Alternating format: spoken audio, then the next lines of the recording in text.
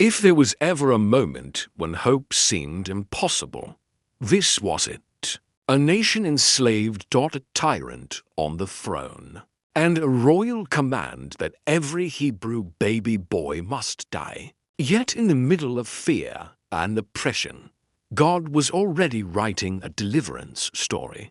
Before miracles, before plagues, before the Red Sea, it all began with a crying child. If you think your beginning disqualifies you, stay with this story. The Israelites had multiplied greatly in Egypt, and Pharaoh feared their strength.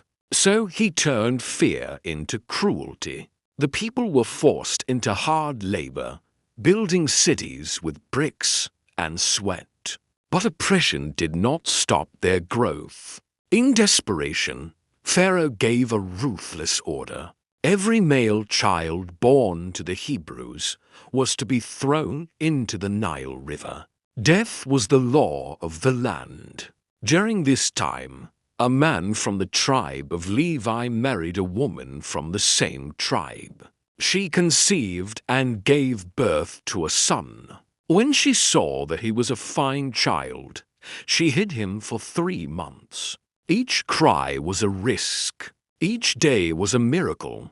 But when she could hide him no longer, she made a basket of papyrus, coated it with tar and pitch, placed the child inside, and set it among the reeds along the bank of the Nile. This was not abandonment.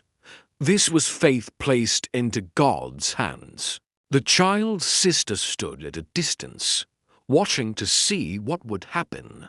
Then something no one could have planned occurred. Pharaoh's daughter came down to the river to bathe.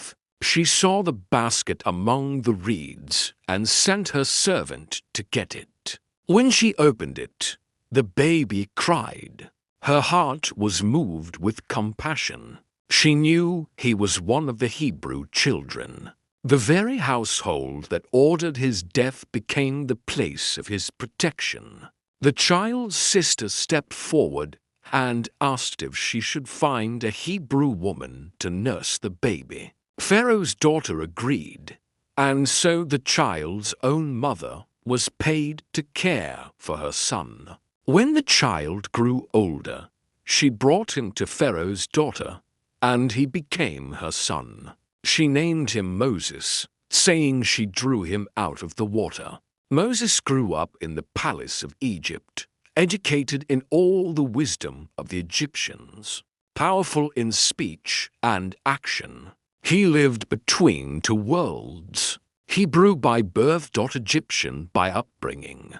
Royal privilege surrounded him, but something burned quietly within him.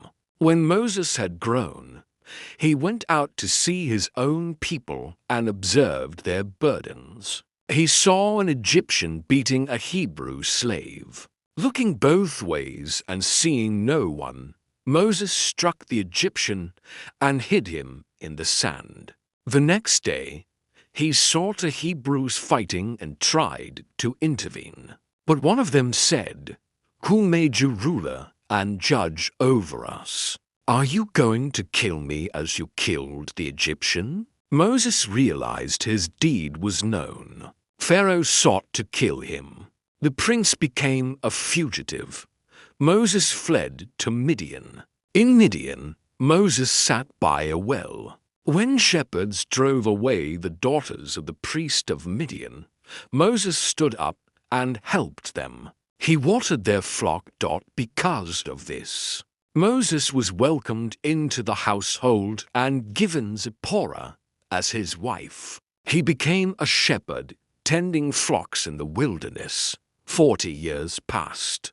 The man raised in a palace now lived among sheep.